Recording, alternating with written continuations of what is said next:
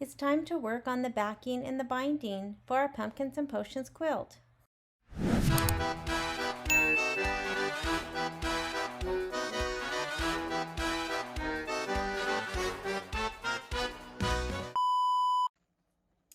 So these are for the ties if you want to add ties at the top of the quilt to actually tie them to a ladder. If you're going to hang this some other way, then this step will be optional.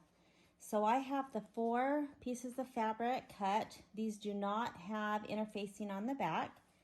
The first step is to, on one of the short ends, to turn it under a 1/2 inch. Now you can just guesstimate. You could take a seam guide, a seam gauge, and do it exactly, but you just iron one short end down, and since I measured, I'm going to measure all of them so that I can get them the same length.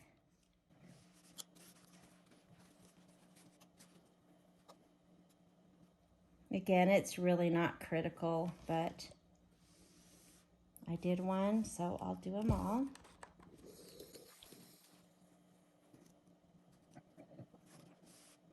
Then once the ends, whoops, that's not straight.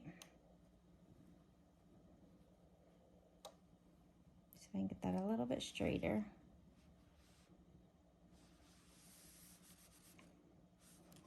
Then once that end is turned under and pressed, fold the strip in half, wrong sides together, and we're going to crease down the center.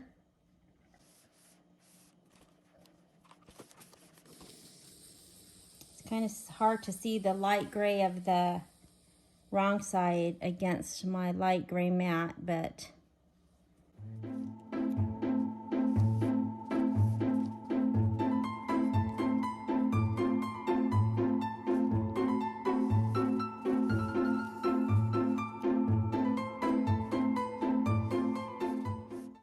now that center seam will give us a guideline as where we need to fold the raw edge into. So we will fold one edge right to that center.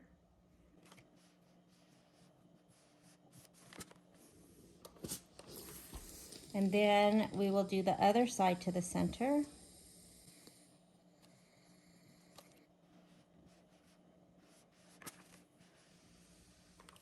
And then we will fold it in half back and re-iron.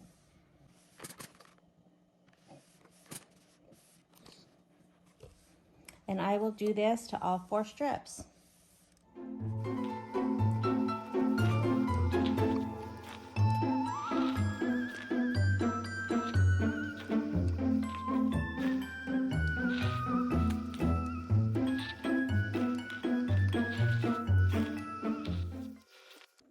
Now I will be stitching a top stitch down each of the long sides. I'm going to go pretty close to the edge, maybe about 1/8 inch. And I decided to use the 3.0 stitch length.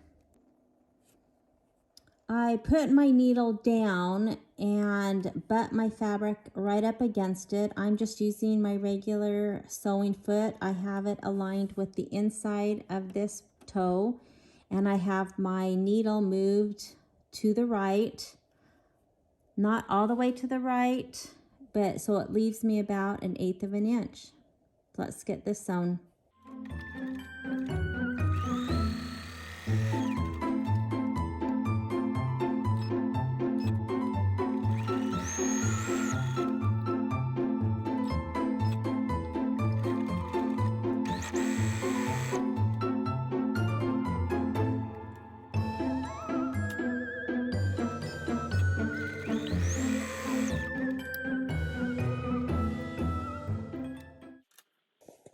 So here are the strips, and you can see how close to the edge I did the top stitching.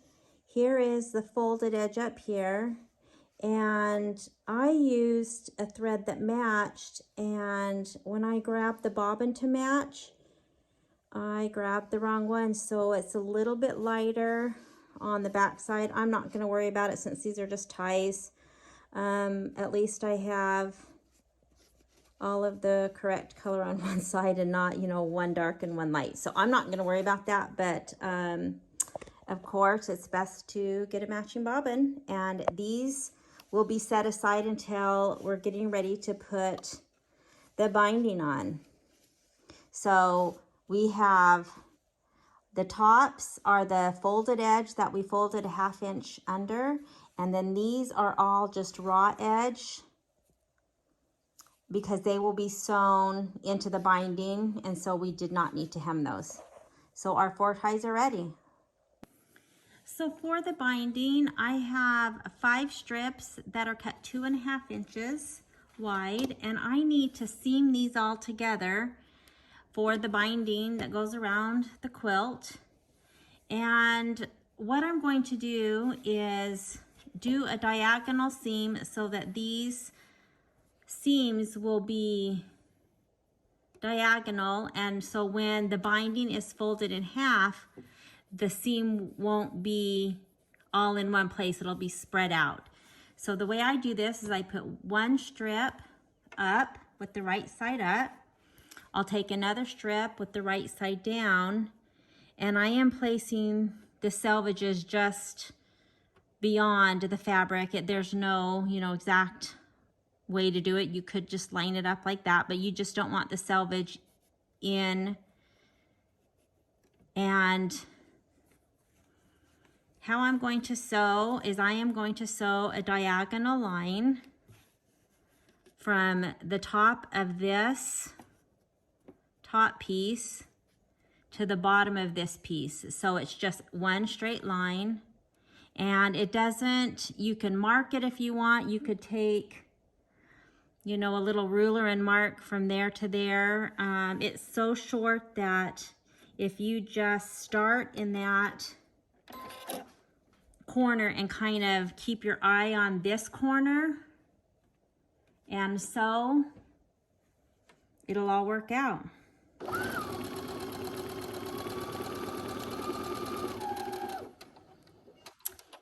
So then the strip that is on top or the wrong side, I'm going to take the end of that strip, I will put it up, I will grab my next strip,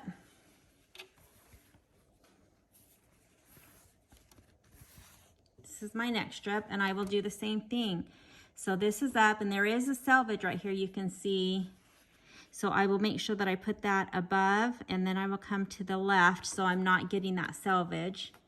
And again, I'm going to sew from this point down to this point.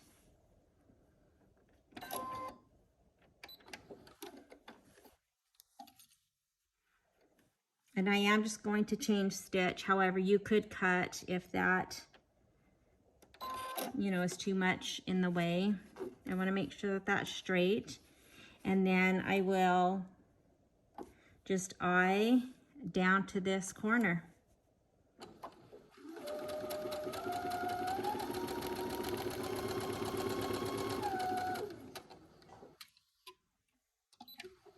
So I will take the end of that strip, put it face up, and continue. Put this one down, make sure the selvage is off, and continue.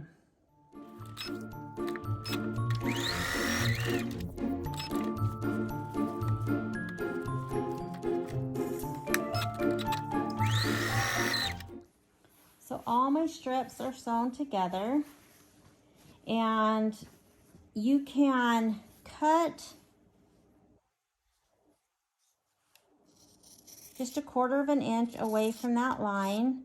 Now if you cut it just straight across, when you open this up, you're gonna get these little dog ears. So you can just cut those off at the same time.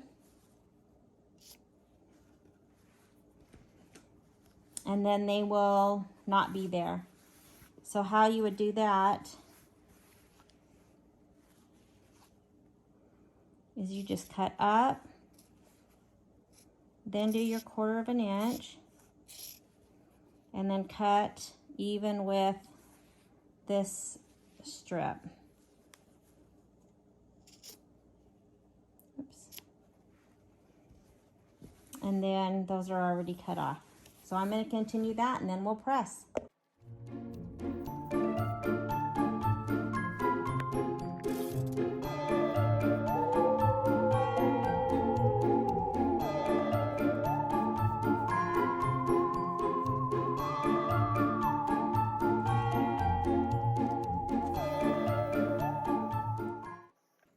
When pressing the wrong sides together for the binding, press, but don't, I know a lot of people will show to just pull this as you're pressing, and there's even some little gadgets, but that might distort and stretch your material. So I just will fold it, press, and then pick it up and move it. I don't really pull it while I have my iron pressing it. The seams do need to be pressed open. You can do those all at the first. I just usually do it when I come to the seam. You can press them flat and then open it up.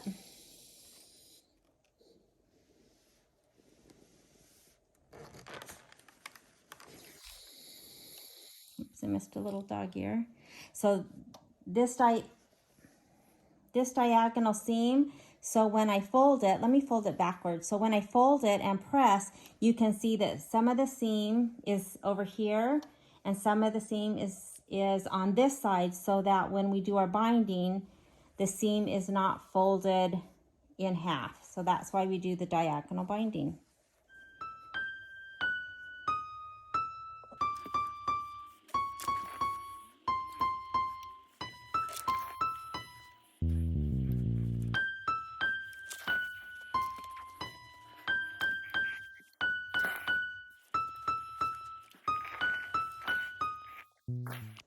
This is a cute little binding keeper. Not sure. It's just a little plastic. I just take my binding and I will just wrap it. This is just a way to keep it until I'm ready to use it, so I don't have it all in a big pile. So I will just wrap this up and I will put it with my little ties until I'm ready to bind the quilt.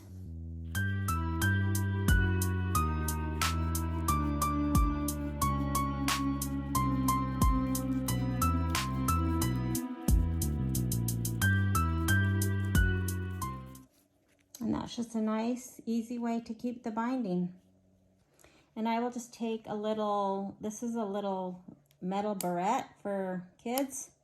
And I use this when I do yarn projects, when I have a ball of yarn that I have wound into a ball to keep the ends together. And I will just clip this so that it stays ready to go. So I'm ready to cut the backing, and I have the fabric folded right sides together. And this, if you look, has our little owl cloche, our little bottles, some applique pieces that are all the same as the blocks on the quilt, which makes it so cute. So I have that folded, and the selvages are at the top. This is just like it would come off a bolt of fabric. There's a fold down here at the bottom. And because this is a ladder quilt and it's decorative, I am not going to add another layer of batting, since I already have batting in each of the blocks. You could, however, do that, and that would probably be fine. I think Kimberbell doesn't suggest an extra layer of batting if there are fairy lights, which there are in this quilt, and so I am not going to add another layer of batting. Again, that's totally up to you, and if you feel like you want to, then that's great. Go ahead and add that second layer. And I do know that because I have already quilted everything, and this is not going to be backed and quilted the traditional way, I am just leaving, I don't know, about an inch past the edges of the quilt. If you are doing traditional and you haven't done the quilting yet, of course you would want to leave about 3 inches around the entire quilt. But I don't need to worry about that. I've just got about an inch on each side. Now my fabric is not long enough, and so I am going to take this piece and cut it down the fold, so I will have 2 long strips. I will piece them together and then use that. I will have, you know, a big section left over at the end, which is great. I can use that for something else, which they also have a pocket, which I will show, that will go behind the fairy light so that it can hold the battery pack. And I will use that fabric for that little pocket. So this, again, is a little bit smaller of a backing because it's already been quilted. And I am not adding extra batting, so I don't have to worry about, you know, pulling in the sides. So I'm going to go ahead and cut this piece down the center fold and just seam one of the short ends together to get one long piece.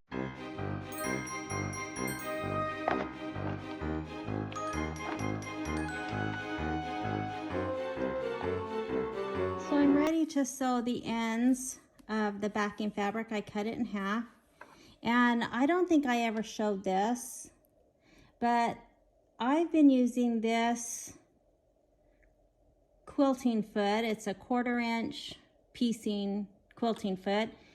It has a little guide that goes to the edge, and so when it's on the machine, the edge lines up with the 1/4 inch, which all of our seams are 1/4 inch. So that way, when I have fabric that rides against it, it kind of gives it something to, you know, ride against, and kind of ensures the best 1/4 inch seam because it's got something for the fabric to kind of butt up against. So that's what I've been using for this entire quilt.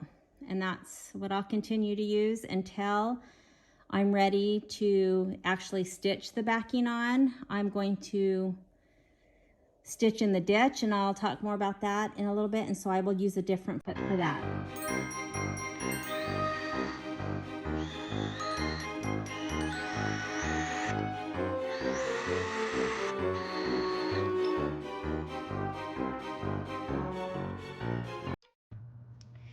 So I put my backing fabric face down and put my quilt face up so that the wrong sides are together. And I just pinned probably at least 1, sometimes 2 pins in each block and then around the edge.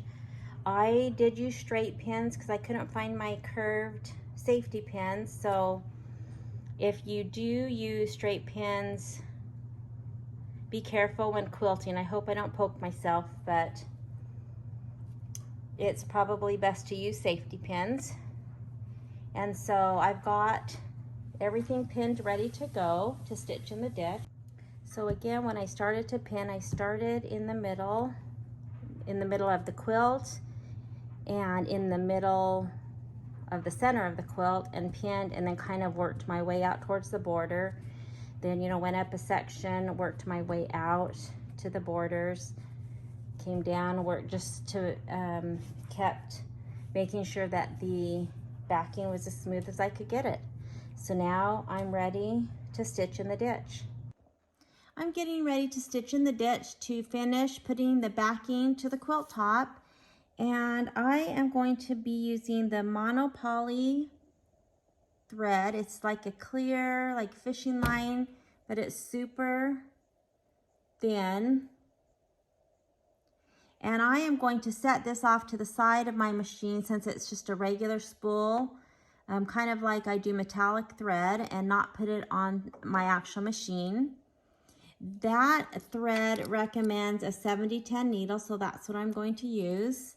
And then the foot I'm going to use is called a Stitch in the Ditch foot, and it's got a big bar that rides in the center of the foot, and you just guide that along between two blocks and you'll know exactly where you're stitching.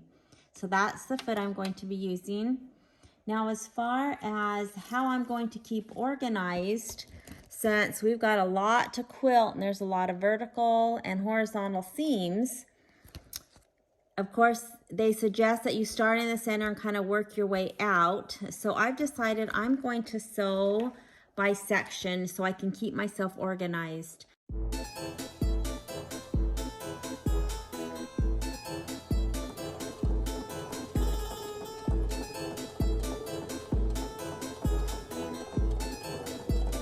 You can see that foot rides right along the seam.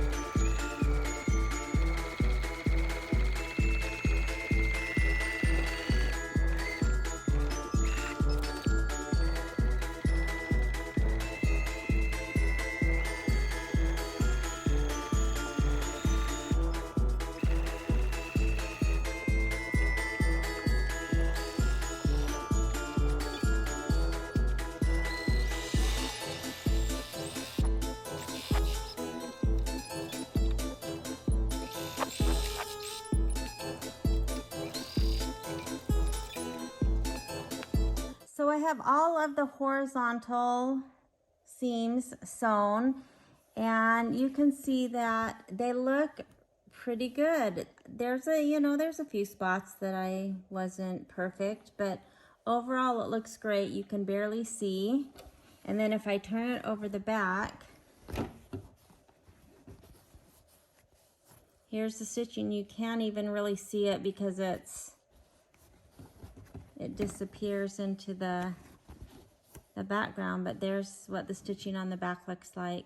Of course, I haven't done anything up at the top. I haven't done this horizontal yet. So I'm now going to go and do all of the vertical.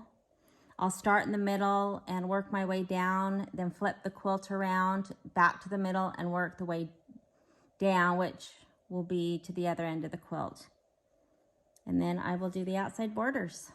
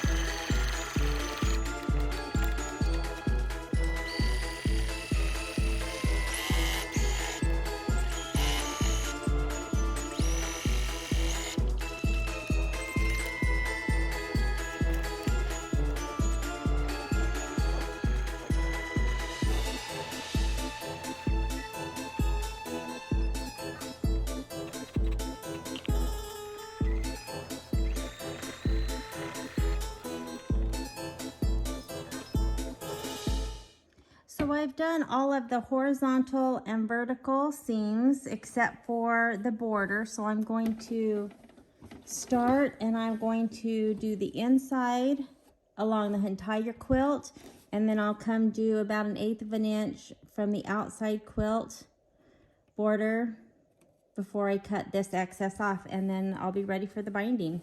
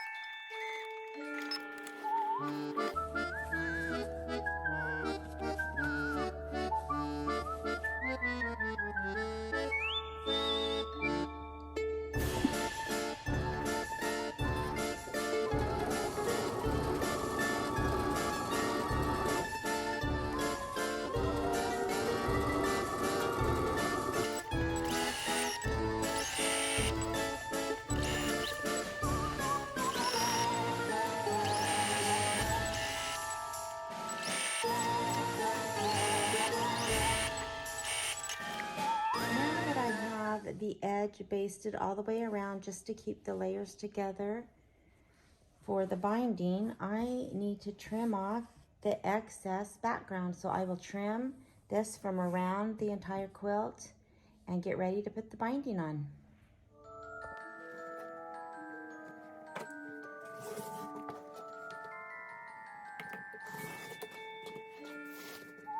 So the last thing I need to do before I start sewing on the binding is to put my little ties that I prepared earlier so that I can hang my quilt.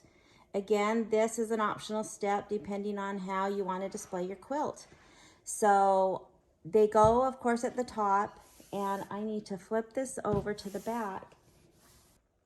And I need to mark 4 inches from the edge of the quilt. So I've marked this side and I have marked the other side. So now what I need to do is I need to take 2 of the pieces, and remember they have a edge that is finished that will of course go to the top of the quilt, and then there is the raw edge that is unfinished, and you can see it kind of fraying a little bit.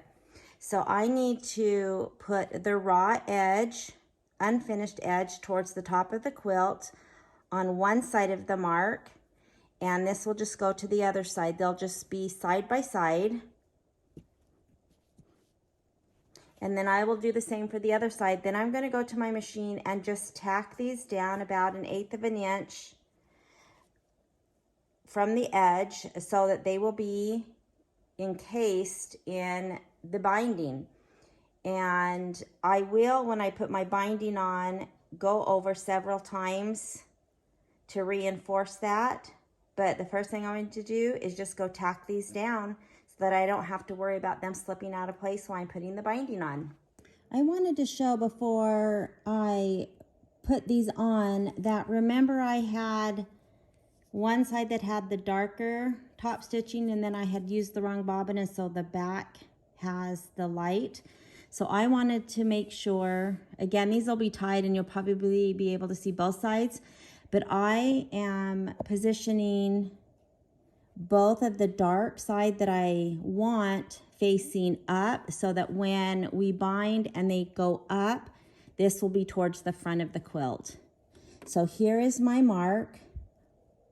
I've just laid this one. I'm going to put this one aside for a minute, and I'm just going to tack this down first.